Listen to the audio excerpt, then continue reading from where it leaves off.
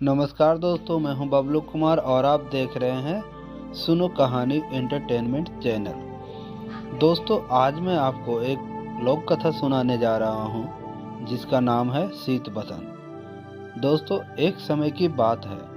एक राजा के आंगन में एक पीपल का पेड़ था। उस पेड़ पर एक गौरा और गौरैया रहते थे। एक दिन गौरैया गौरा से बड़े दुखी स्वर में कहा, देखिए जी, मेरे मरने के बाद अब दूसरी गौरैया मत लाइएगा, वरना मेरे बच्चों को बड़ा दुख होगा। गौरा ने कहा, ठीक है प्रिय, मैं ऐसा ही करूंगा। इस घटना के कुछ दिनों के बाद गौरैया की मृत्यु हो गई। गौरा दूसरी गौरैया ले आया। नई गौरैया ने पुरानी गौरैया के अंडों को अपनी चोंच से नीचे गिरा दिया। इस पूरी घटना को रानी देख रही थी। उससे बड़ा दुख हुआ। रात को राजा से सोते वक्त रानी ने राजा से कहा, हे राजन, मेरी मृत्यु के पश्चात मेरी सौतन मत ले आइएगा, वरना मेरे बच्चों को भी गौरैया के बच्चों की तरह बड़ा दुख होगा। राजा ने कहा, अरे मेरी रानी, मैं भला ऐसा क्यों करूँगा? तुम निश्चिंत रहो, मैं कभी तुम्हारी सौतन नहीं लाऊंगा।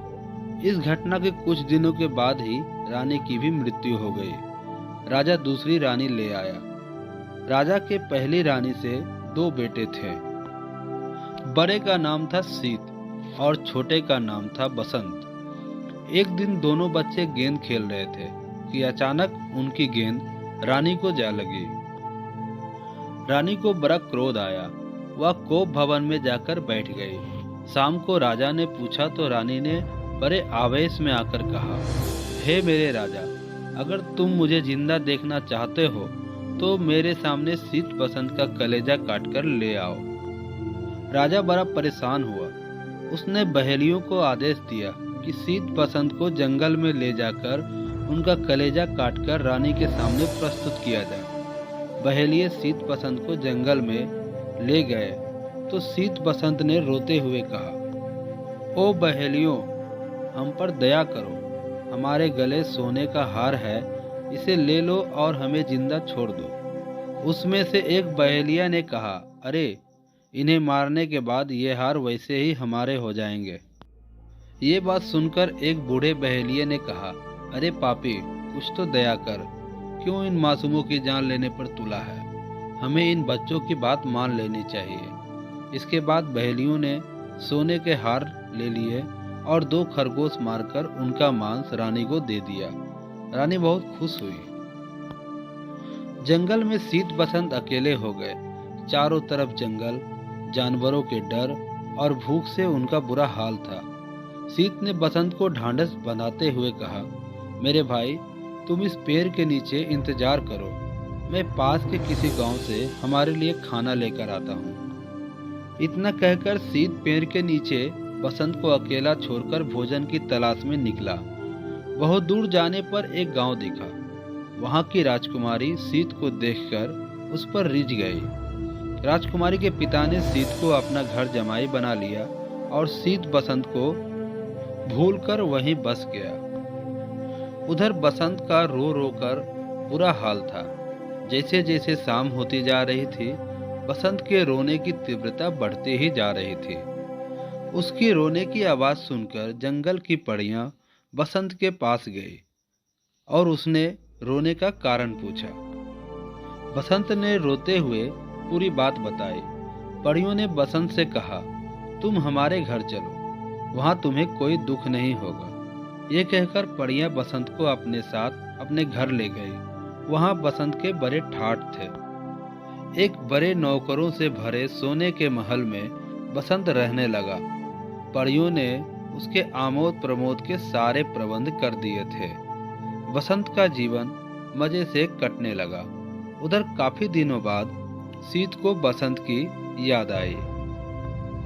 वह वापस जंगल में आया तो बसंत को परियों के साथ देख बहुत आश्चर्यचकित हुआ। दोनों भाई एक बार फिर मिल गए। शीत ने परियों से बसंत को अपने साथ राजकुमारी के घर ले जाने की अनुमति मांगी। परियों ने बसंत और शीत को ढेर सारा धन धान्य देकर विदा किया। राजकुमारी के राज्य में बसंत ने चरवाही का काम संभाला और सीत ने खेती शुरू की। राजकुमारी दोनों के लिए खाना बनाती थी, पर दोनों के भोजन अलग अलग बनाती थी। सीत के भोजन में पकवान होते थे, पर बसंत को वह पत्थर के जैसी रोटियां देती थी। बसंत चुपचाप वो रोटियां लेकर अपने कमरे में रखा था और परियों का दिया हुआ भोजन करता था। एक दिन दोपहर में दोनों भाई साथ खाने को बैठे। सीत ने मजाक में बसंत से अपनी थाली बदल ली। बसंत ने कहा, भैया कृपया कर मेरा भोजन मुझे दे दो। इस पर सीत कहा, अरे देखे तो तेरी भाभी ऐसा क्या देती है तुझे खाने में जिससे तू इतना तगड़ा हो गया है। खाने का पहला निवाला मुंह में डालते ही सीत को पत्थर जैसा लगा। उसने निवाला थूक कर कहा, क्या तू ये खाता है? बसंत ने कहा, नहीं भैया, भाभी तो मुझे पत्थर जैसी रोटियां बनाकर देती थी, पर मैं तो परियों का दिया खाना खाता था।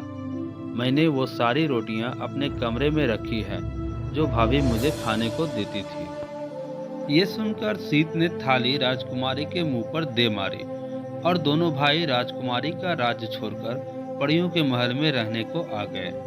परियों ने उनका बड़ा स्वागत किया और दोनों भाई सुखी से रहने लगे। बहुत समय गुजरने पर सीत ने कहा, भाई यहाँ रहते बहुत दिन हो गए। मुझे अपने घर और माँ पिताजी की याद आती है। चलो अब अपने घर चलें। बसंत ने कहा, हाँ भैया, मुझे भी अब घर की बड़ी याद आती है। दोनों परियों से विदा ले ली और अपने घर चले। उधर काफी दिनों बाद राजा को अपने किए पर बड़ा पश्चाताप हुआ। उन्होंने दूसरी रानी को जंगल में छोड़ देने का एक आदेश दिया, जहां उसे जंगली जानवरों ने नोच खाया। पर अब राजा गरीब हो गए थे।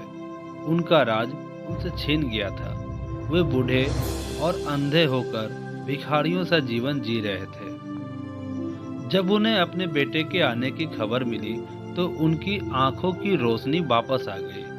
सीत बसंत हाथी और घोड़ों पर ढेर सारा सोने हीरे के आभूषण और सामानों के साथ वापस लौटे। राजा का राज्य उन्हें फिर से वापस मिल गया और सब खुशी खुशी साथ रहने लगे। तो दोस्तों, ये कहानी कैसी लगी? दोस्तों, ये कहानी अगर आपको अच्छी लगी हो तो इस चैनल को लाइक, शेयर व सब्सक्राइब जरूर करें। धन्यवाद। मिलते हैं अगले वीडियो में। जय हिंद।